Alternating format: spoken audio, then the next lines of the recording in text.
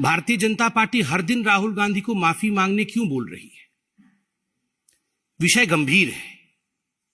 अगर विदेश की भूमि में जाकर राहुल गांधी बार बार विदेशी ताकतों से यह निवेदन करेंगे कि आप हिंदुस्तान आइए और हिंदुस्तान की डेमोक्रेसी की रक्षा के लिए आप हिंदुस्तान के इंटरनल मैटर्स में प्रवेश करिए, उसमें घुसपैठ करिए। अगर यूके से और यूएस से राहुल गांधी लंदन में बैठकर इस प्रकार का डिमांड करेंगे तो स्वाभाविक रूप से देश इसे एक बहुत ही सहज भाव से ग्रहण नहीं करेगा। और एक पॉलिटिकल पार्टी होने के नाते, विश्व की सबसे बड़ी पॉलिटिकल पार्टी जो लोकतांत्रिक तरीके से जनता के आशीर्वाद के माध्यम से चुनी गई हो, यह भारतीय जनता पार्टी का कर्तव्य है कि सड़क में भी और सदन में भी इस विषय को उठाए। हमारा स्पष्ट मानना है कि यह विषय नहीं है, यह षड्यंत्र है। This is just not a random issue, this is a conspiracy, a consistent conspiracy by the Congress party and the Gandhi family. क्योंकि यह पहली बार इस प्रकार से जाके लंदन में कह रहे हो हिंदुस्तान की डेमोक्रेसी के खिलाफ, ऐसा नहीं है। और ऐसा भी नहीं है कि राहुल गांधी बिना माफी मांगे निकल जाएंगे। माफी तो उन्हें मांगना ही पड़ेगा, हम मंगवा के ही रहेंगे। मैं आपको याद दिलाऊं, इसी प्रकार से राहुल गांधी एरोगेंटली कह रहे थे 2019 में कि सुप्रीम कोर्ट में हम माफी नहीं मांगेंगे राफेल के केस में। कान पकड़ करके मौखिक रूप से माफी मांगनी पड़ी। I am sorry, I regret. ये राहुल गांधी जी को हिंदुस्तान के सर्वोच्च न्यायालय सुप्रीम कोर्ट में कहना पड़ा और सुप्रीम कोर्ट के तत्कालीन सीजेआई उससे सेटिस्फाई नहीं हुए और उन्होंने कहा नहीं, केवल मौखिक रूप से कहने से कि आई रिग्रेट यह उचित नहीं होगा, आपको एक एफिडेविट सबमिट करके क्षमा याचना करनी होगी।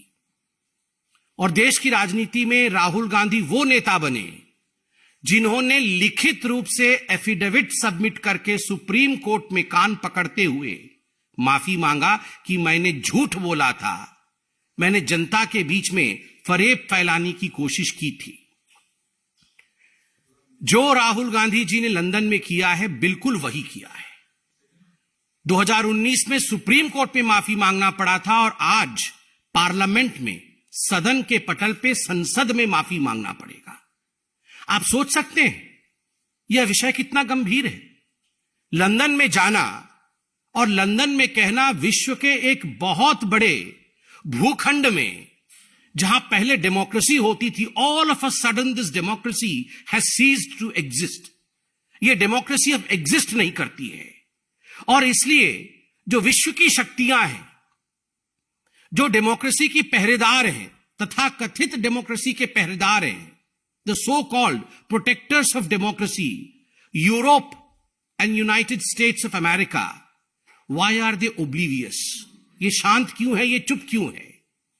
Why don't they protect the democracy in India? मतलब this is an open invitation.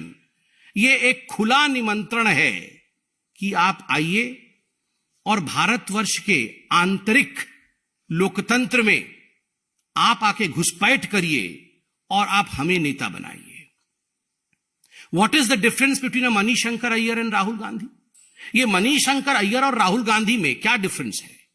Manishankar Iyer Pakistan जाते हैं और पाकिस्तान में आह्वान करते हैं कि हमें मोदी को हटाना होगा, हमें इस सरकार को गिराना होगा, आइए पाकिस्तान और हम कांग्रेस पार्टी मिलकर काम करेंगे।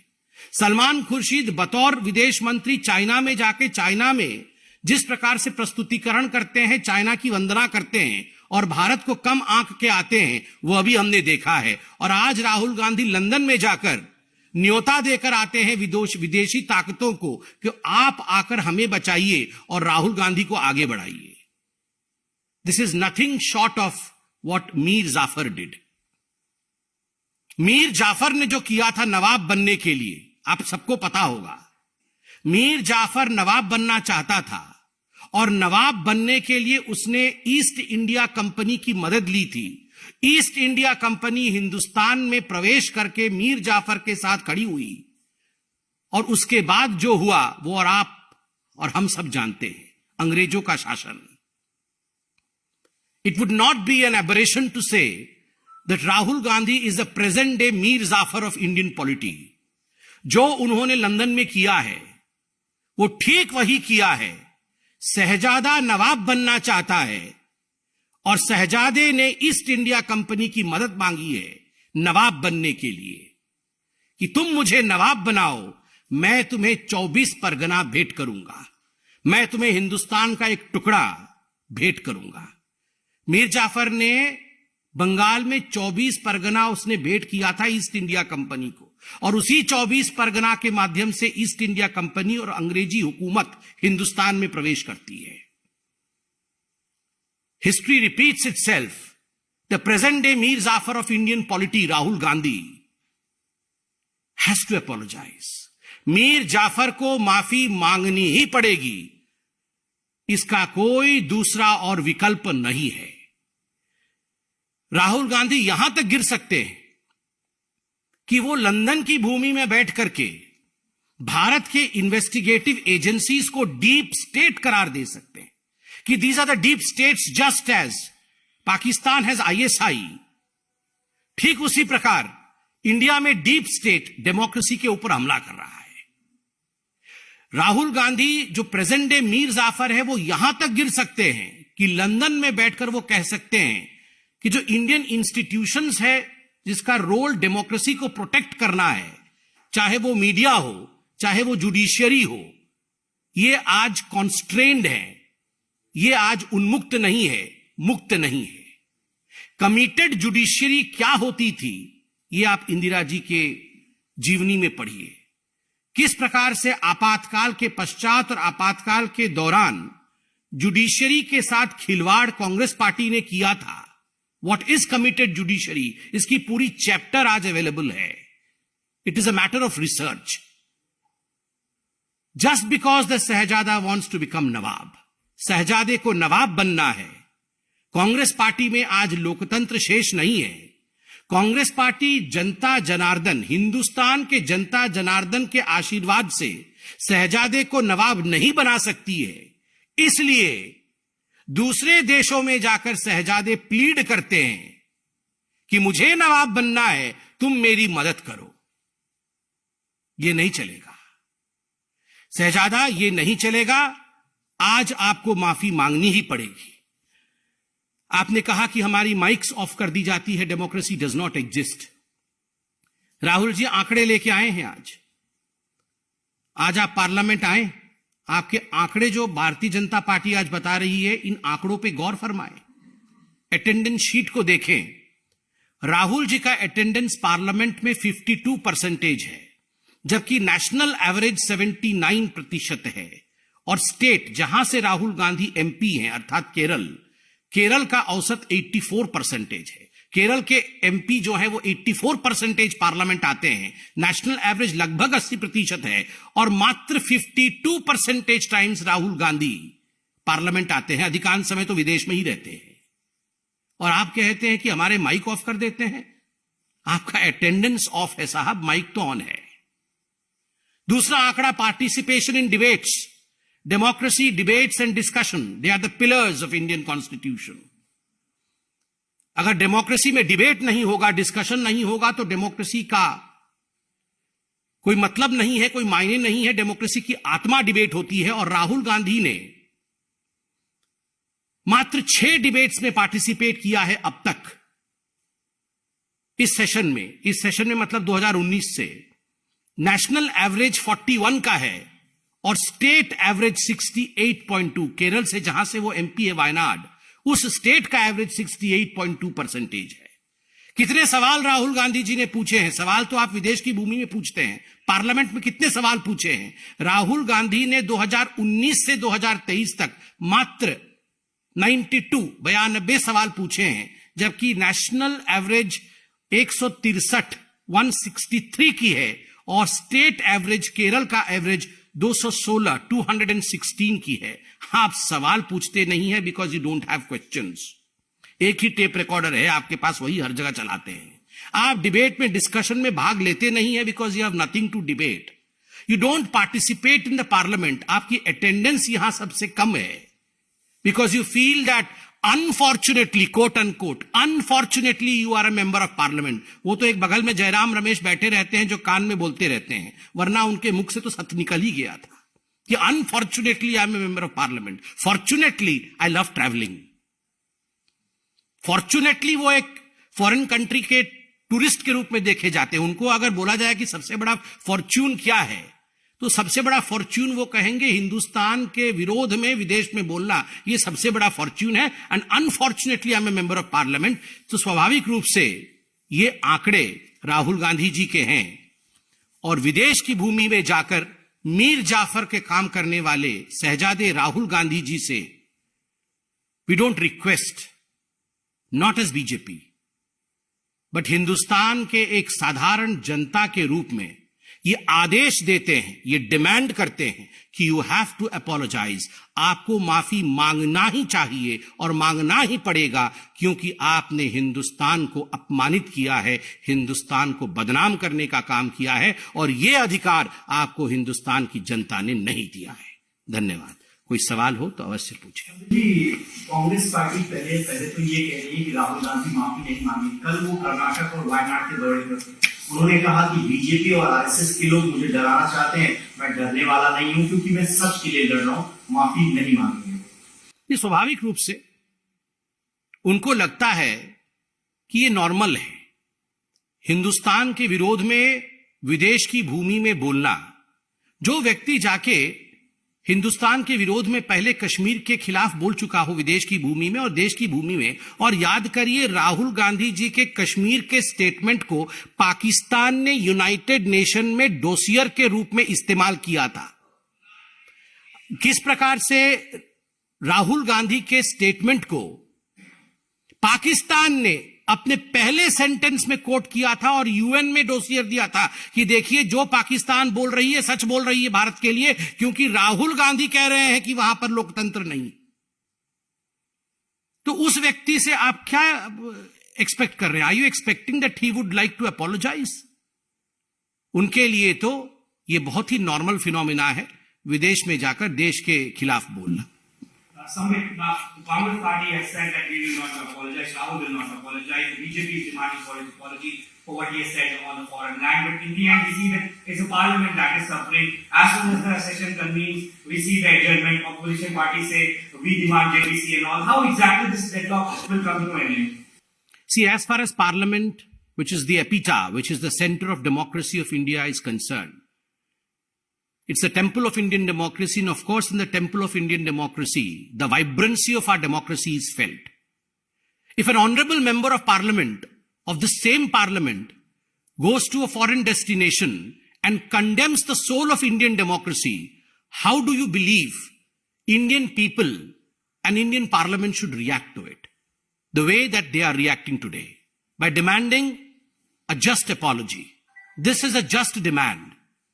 And no member of parliament, however entitled that member of parliament may feel because of the surname, is allowed to demean India's democracy in a foreign land to the extent where they have demanded that there should be foreign intervention in protecting Indian democracy.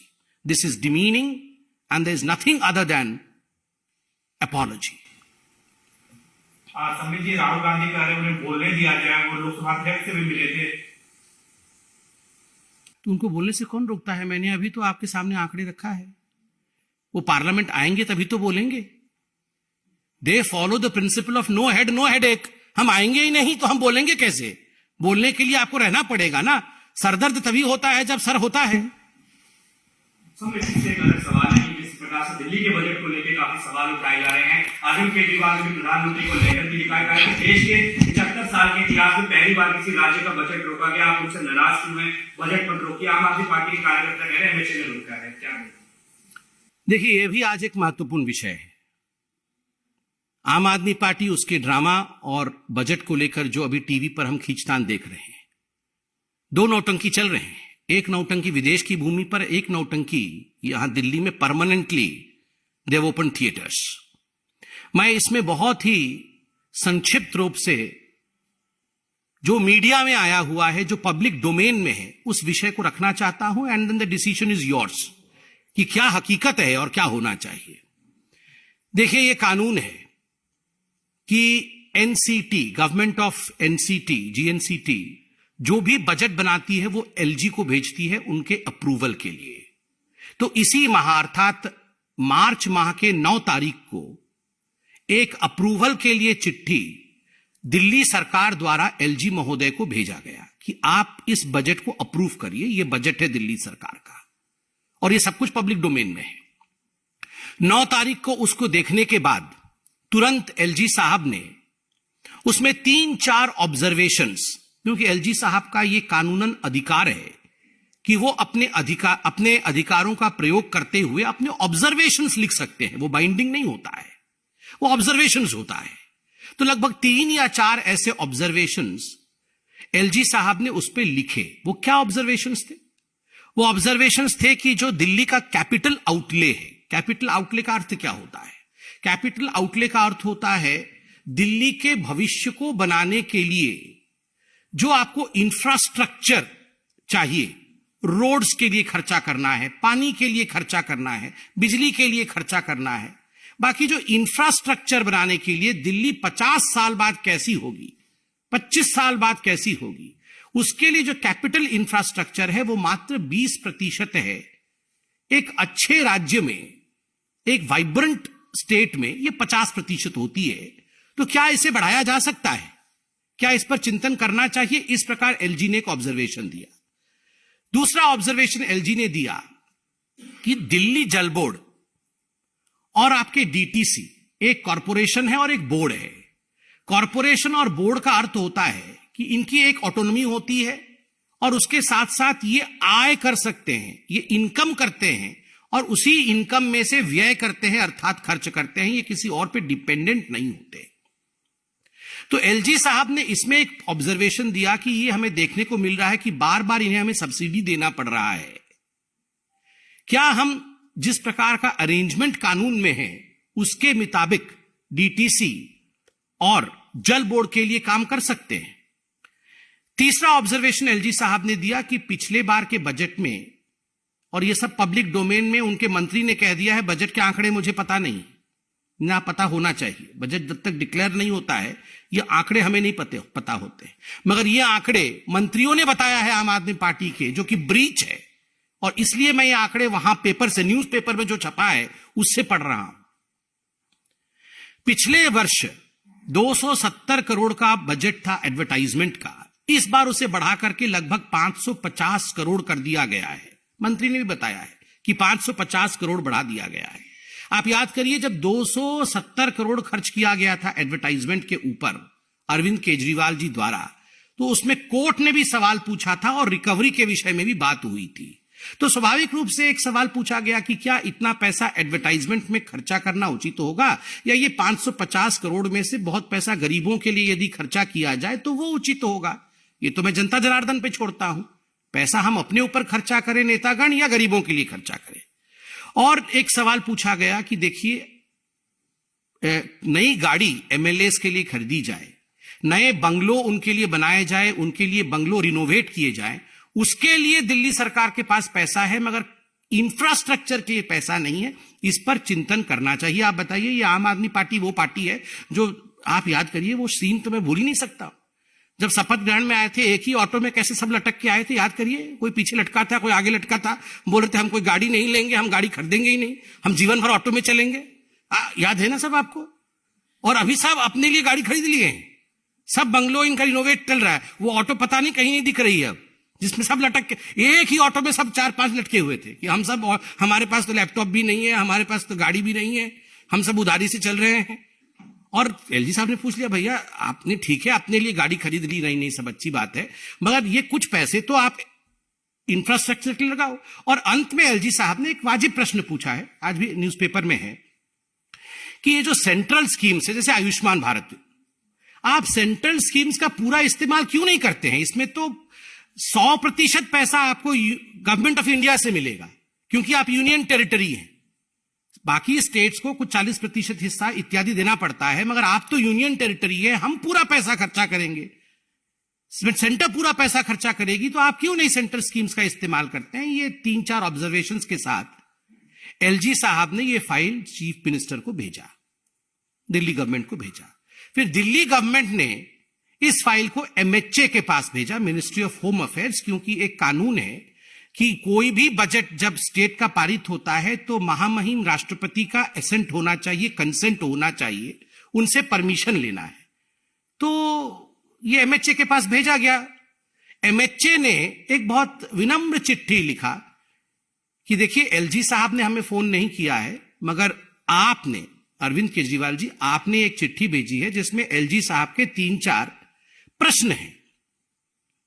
ये binding नहीं है, मगर उनके प्रश्न हैं तो अच्छा होगा, तो आप उसका उत्तर दे दीजिए, इसका क्या क्लैरिफिकेशन होगा वो भी लिख दीजिए बगल में, और आप उस प्रश्न को लिखकर यहां भेज दीजिए, उत्तर लिख के यहां भेज दीजिए। ये 17 तारीख को चिट्ठी MHA, ministry of home affairs से दिल्ली सरकार को मिल जाता है। 17 तारीख को चिट्ठी मिल गई थी दिल्ली सरकार को। 17 को दिल्ली सरकार कुछ नहीं करती है, अरविंद केजरीवाल जी उस चिट्ठी को दबा के बैठ जाते हैं। 18 तारीख को दिल्ली सरकार कुछ नहीं करती है, अरविंद केजरीवाल उस फाइल को दबा के बैठे हुए होते हैं। 19 तारीख को कुछ नहीं करते हैं, उस फाइल को दबा के बैठे हुए होते हैं। 20 तारीख को कुछ नहीं करते हैं, पूरा दिन दबा के बैठते हैं, और 20 तारीख को 9:30 बजे रात को ये चिट्ठी भेजते हैं। 20 तारीख को 9:30 बजे चिट्ठी भेजते हैं और 10 बजे एलजी साहब ने हस्ताक्षर कर दिए। देखिए, नन ऑफ दीज, जो भी रिकमेंडेशन एलजी देते हैं, ये कोई बाइंडिंग नहीं है, ये एक प्रक्रिया है, यही डेमोक्रेसी है। उसमें उन्होंने अपना सुझाव दिया है, उस सुझाव पे आप अपनी प्रतिक्रिया दीजिए, क्योंकि यहां पर कोई माई बाप नहीं है, माई बाप जनता है। यहां पर कोई राजाधिराज नहीं है कि मैंने जो बोल दिया वो सही है, मुझसे सवाल नहीं पूछा जाएगा। कुछ सवाल पूछे जाएंगे, भैया आप इतने करोड़ों रुपए एडवर्टाइजमेंट पे खर्च कर रहे हो, करने चाहिए नहीं करने चाहिए? क्यों नहीं पूरा पैसा आपको आयुष्मान भारत का मिल रहा है, लीजिए ना, गरीबों को आप डबल बेनिफिट दीजिए ना थोड़ा। ये सवाल पूछने में क्या हर्ज है, आप उसमें उत्तर दे देते। तो स्वाभाविक रूप से ड्रामा ड्रामा ड्रामा, ये अरविंद केजरीवाल जी और उनकी पार्टी का एक ही ध्येय, एक ही उद्देश्य है। वो बजट नहीं है, वो डेवलपमेंट नहीं है, it is drama. It is not budget, it is drama what Arvind Kejriwal wants to present. वो बजट प्रेजेंट नहीं करना चाहते हैं, वो ड्रामा प्रेजेंट करना चाहते थे और उन्होंने ड्रामा प्रेजेंट कर दिया है। बाकी जनता जनार्दन है, सब समझती है। Thank you so much.